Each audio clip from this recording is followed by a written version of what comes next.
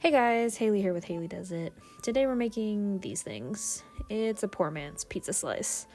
I was craving pizza but didn't want to spend money, and I'm not even going to pretend that they were amazing, but they satisfied my pizza craving for $0, so I'll take it. Here I'm chopping some leftover pancetta that I had from making carbonara.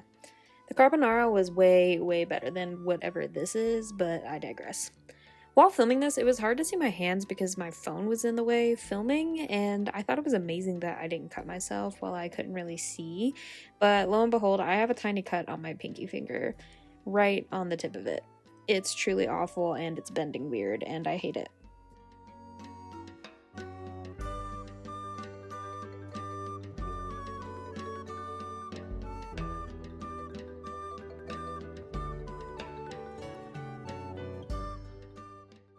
You may hear a piano in the background. That is my husband playing piano. Anyway, once I've chopped this pancetta, I'm going to fry it in this pan. And I like to get the pancetta crispy, so I'm going to add a little bit of olive oil and let the pan heat up.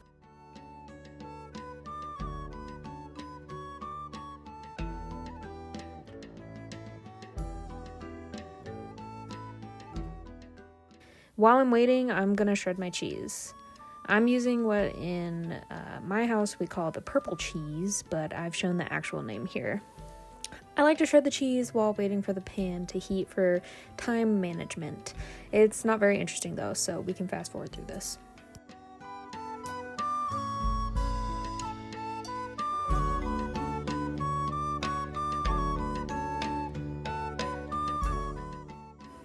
Now it's time to put the pancetta in the pan. Should be hot enough by now. Play with the heat here a little bit because I can't make up my mind, and I'm gonna leave it in here to fry up and get crispy and move on to the next steps. Now we'll chop the mushrooms, and I think this is where I got my cut actually. You'll see here shortly that these are not my best knife skills.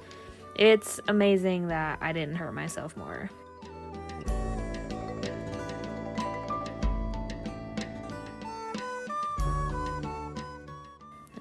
If you're about to cringe, then I completely understand.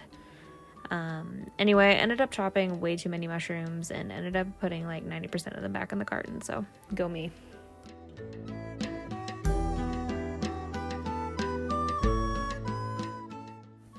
It's time to check on my pancetta, and she was a-smoking. They're looking pretty crispy, so I cut the heat and moved the pan over to cool, and I'm getting ready to soak the grease off the pancetta. This is by no means meant to be a healthy meal, by the way. This was just to satisfy a craving and save money.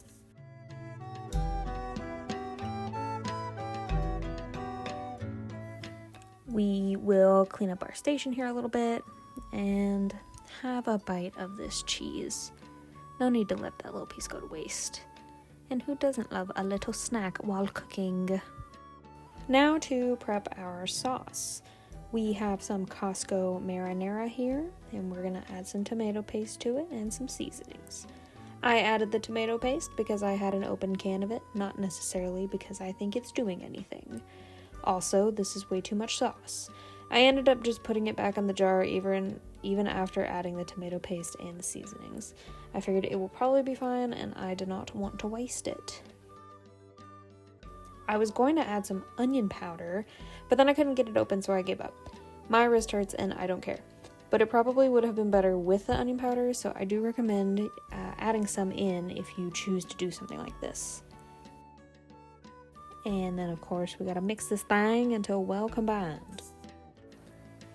And now I'm prepping the air fryer tray. The air fryer is really clutch. We don't own a microwave anymore as ours broke and we never replaced it. The stove and the air fryer does just fine.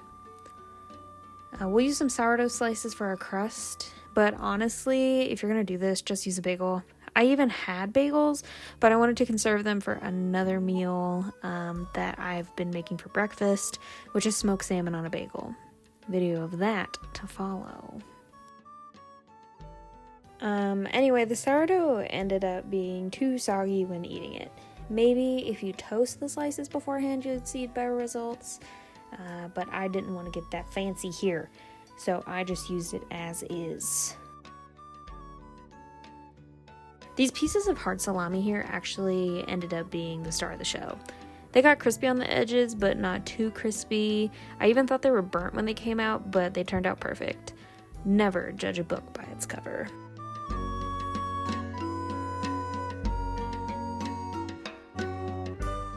My air fryer is so messy. I'm so glad that you can't see more of it here. We're gonna pop in these bad boys for 10 minutes at 400 degrees. And now it's time for the grand reveal. These are not pretty by any means, and fully I thought they would be like 100% prettier.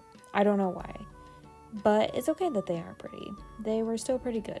I'm gonna say 6 out of 10.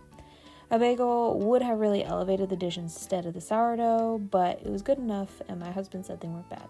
So, there you have it. Poor man's pizza.